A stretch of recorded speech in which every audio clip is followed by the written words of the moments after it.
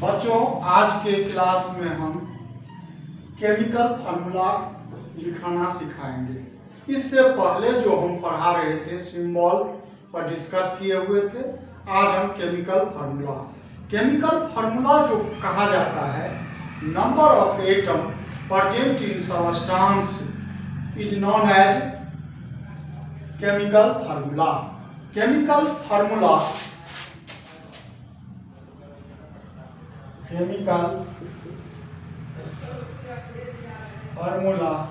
Equal to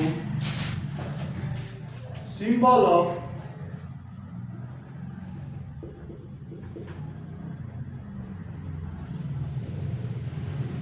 element plus number of atom. कहने के तात्पर्य हुआ कि केमिकल फार्मूला जो होगा, एलिमेंट का सिंबल, संकेत जिसको कहते हैं, जितना एटम रहता है, नंबर ऑफ एटम सिंबल दोनों को मिला देते हैं तो केमिकल फार्मूला बनता है। एग्जाम्पल के तौर पे देखिए, हम H2O एक यूज किए जिसको हम वाटर बोलते हैं। अब इसमें जो वाटर में हाइड्रोजन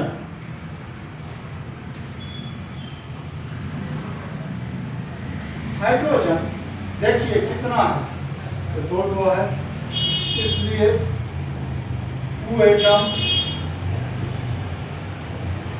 यहां गौर करो, देखो O ऑक्सीजन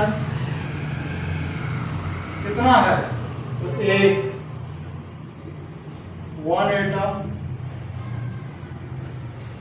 तो यही केमिकल फार्मूला जो वाटर के H2O कहते हैं, जो नंबर ऑफ एटम, जो एटम है और सिंबल, जो एलिमेंट उस सबस्टेंस में जो एलिमेंट प्रेजेंट रहता है, उसी को केमिकल फार्मूला कहते हैं। एग्जांपल सेकेंड वे में देखो, हम CO2 जिसको कार्बन डाइऑक्साइड बोलते हैं,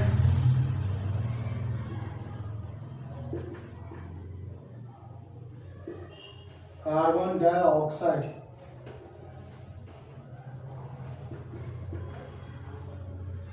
इसमें C कार्बन में एटम हो गया 1 atom. Oxygen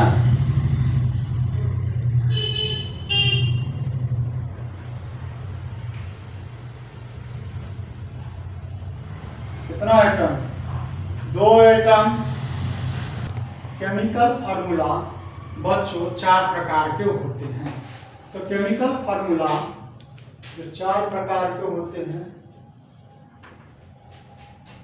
number 1 molecular formula,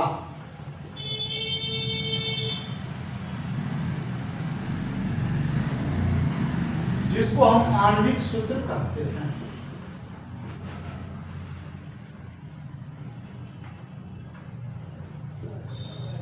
Hindi में आणविक सूत्र बोलते हैं। Empirical formula,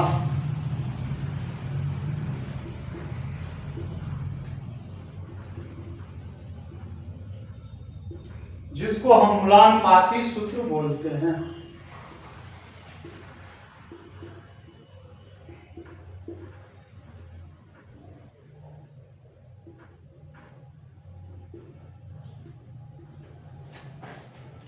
structural formula,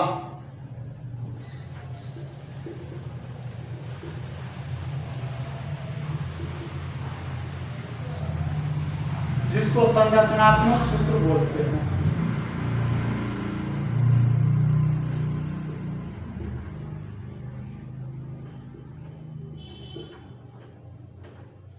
rational formula,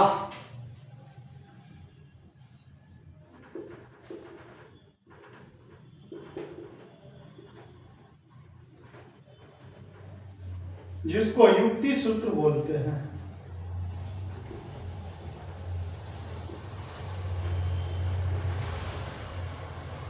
अब हम इसमें एक एक करके चलते हैं। तो इसको स्टार्ट करते हैं हम मॉलिक्यूलर फार्मूला से। मॉलिक्यूलर फार्मूला जो रहता है, exact number of atom in a molecule is known as molecular formula. Exact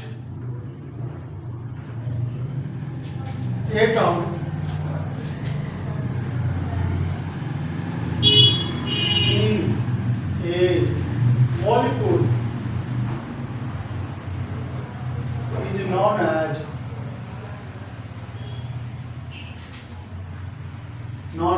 molecular formula. तो एग्जाम्पल के देखते हैं water,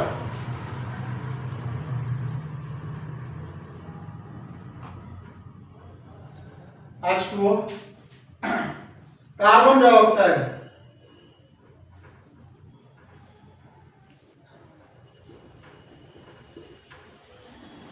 CO2।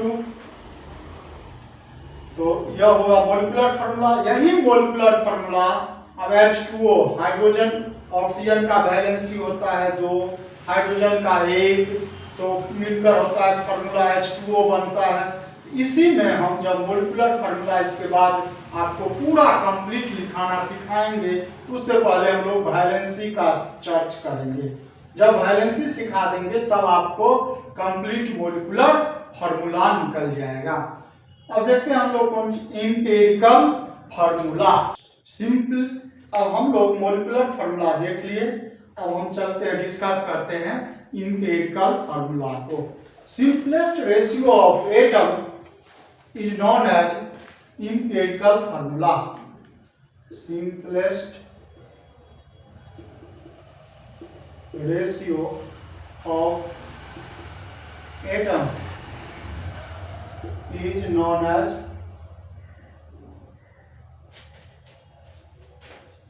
empirical formula।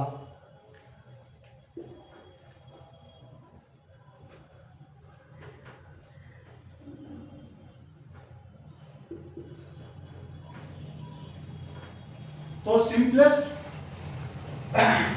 Atom के सबसे कम रेशियो को लेकर जो हम लेकर चलेंगे, उसको जब हम को एलिमेंट को सिंपलेस्ट रेशियो को जब हम फार्मूला के रूप में लिखते हैं, उस फार्मूला को बोला जाएगा एम्पिरिकल फार्मूला। एग्जांपल के लिए हम देखते हैं बेंजीन C6H6, इसमें कार्बन और हाइड्रोजन को रेशियो देखें 6:6, और इसमें देखिए कार्बन के हाइड्रोजन के अनुपात 6:6, यानी कहने का मतलब कार्बन 6 है, हाइड्रोजनो 6 है, तो दोनों का रेशियो रूप में लिखे। कार्बन और हाइड्रोजन का रेशियो 1:1, 6 हट गया, इसको आप फार्मूला के रूप में लिखते हैं। तो फार्मूला के रूप में लिखेंगे, वही फार्मूला हो जाता है empirical formula. Empirical formula equal to हो जाएगा CH। तो यह बेंजीन का मॉलिक्यूलर फार्मूला हुआ। उसी मॉलिक्यूलर फार्मूला को हम एटम के सिंपलेस्ट रेशियो निकाले, रेशियो निकालकर 1:1 हुआ, तो इसलिए एम्पिरिकल फार्मूला इसको हम लोग लिखते हैं CH के रूप में लिखते हैं। एम्पिरिकल फार्मूला ग्लूकोज C6H12O6, यह हो गया इसका मॉलिक्यूलर फार्मूला। सिमिलरली इसका जो हम एम्पिरिकल फार्मूला लिखेंगे,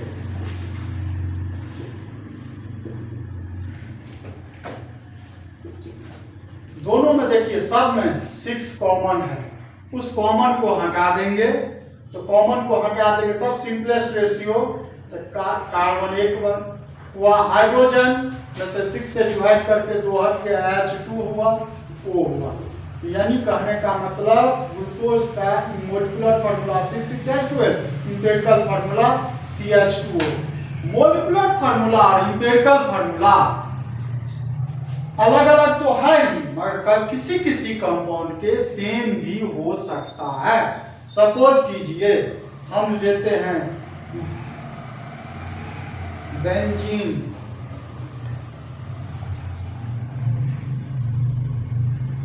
C6H6 इसका empirical formula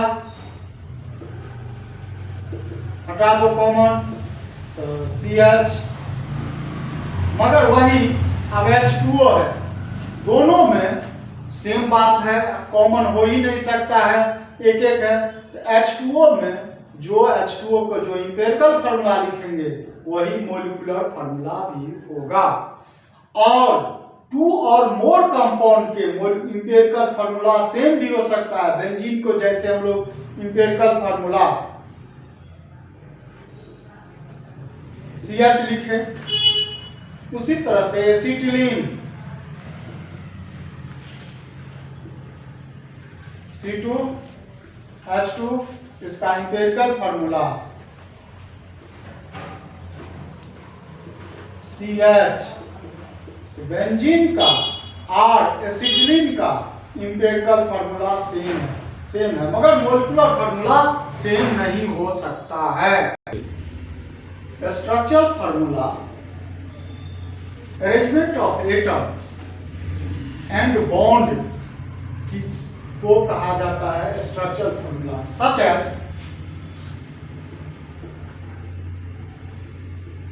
arrangement of bond plus arrangement of atom plus bond, इसी को कहा जाता है structural formula.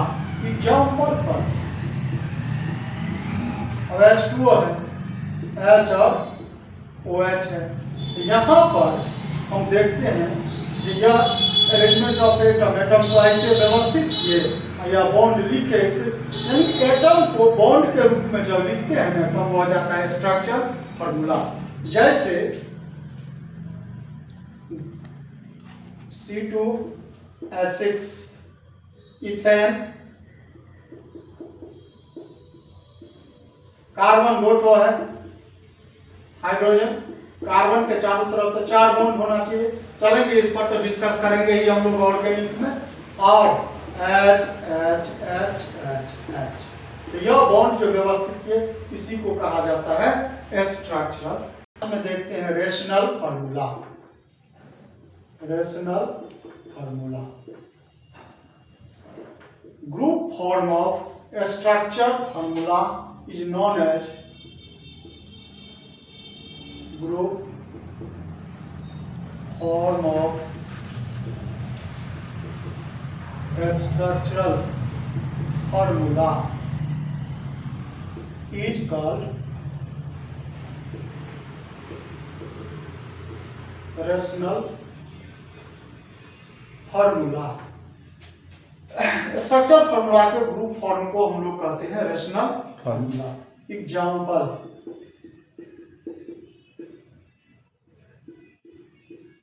Ethanol C2H6O। Structure formula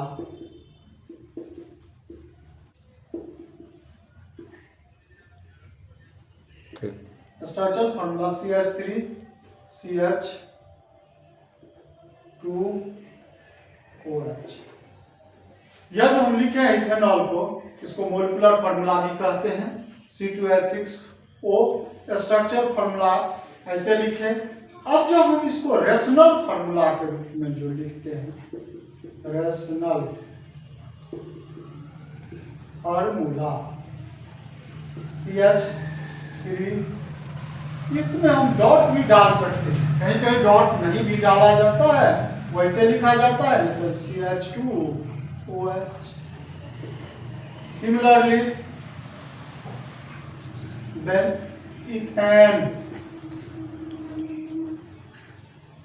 C2H6 carbon carbon. यह जो इथेन का हो गया मोलिकुलर फार्मूला, इसको हम ऐसे लिख दिए, यह हो गया इसका स्ट्रक्चरल फार्मूला।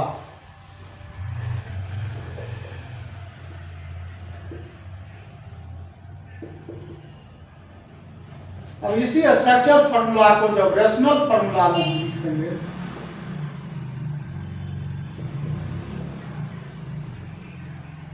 CH3। उसी स्ट्रक्चर फार्मूला को ग्रुप में जब लिखेंगे तो उसी को कहा जाता है रेशनल फार्मूला CH3। इसी को अगर हम इंपेरिकल फार्मूला लिखते हैं,